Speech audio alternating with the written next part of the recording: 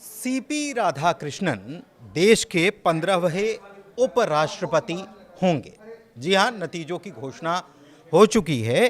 CP Radhakrishnan जो NDA की तरफ से उम्मीदवार बनाए गए थे, उन्होंने ऐतिहासिक जीत दर्ज की है और उन्होंने कुल 452 वोट हासिल किए हैं।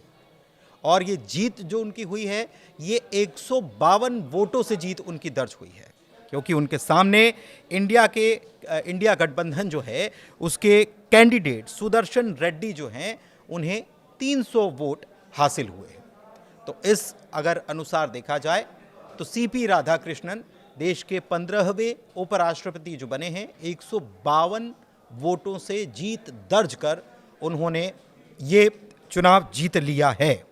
दिलचस्प बात यह है कि कांग्रेस ने इंडिया के 315 सांसदों के मतदान का दावा किया था कि 315 सांसदों ने मतदान किया है।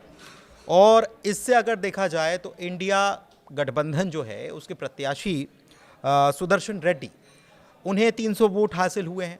तो 15 वोट का जो दावा किया गया, इसका मतलब ये कि 15 वोट क्रॉस वोटिंग हो गई है। 15 लोगों ने क्रॉस वोटिंग की है।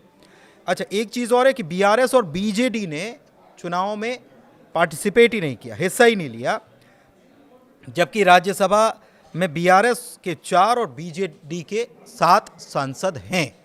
एक और है, लोकसभा में इकलौते सांसद वाले शिरोमणि अकाली दल ने भी पंजाब में बाढ़ के चलते वोट डालने से इनकार कर दिया।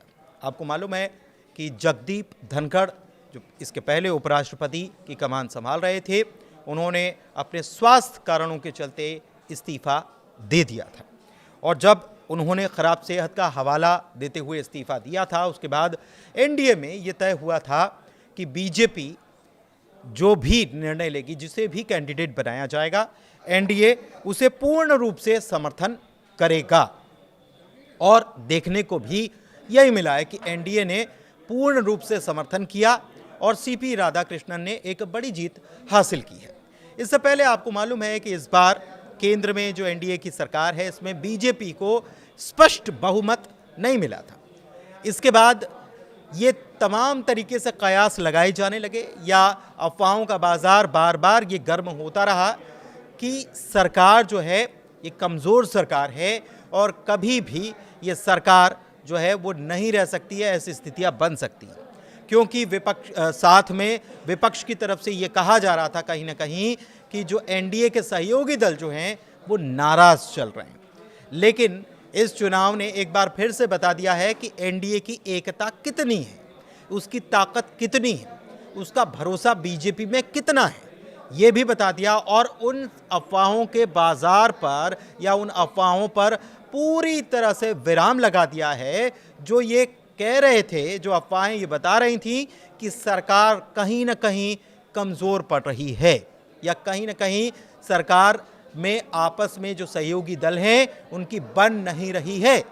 लेकिन एक बार फिर से ये चुनाव बहुत कुछ मैसेज दे गया है। एक बात और है, इस चुनाव का असर बिहार में होने वाले चुनाव पर भी, विधानसभा चुनाव जो है उस पर भी पड़ना तय माना जा रहा है। मोरल बूस्ट एनडीए का यहाँ पर नजर आ रहा है इस चुनाव जीतने के बाद, क्योंकि एक बड़ी जीत दर्ज की है। 452 वोट सीपी राधाकृष्णन को और दूसरी तरफ रेड्डी साहब को मात्र 300 वोट हासिल हुए हैं।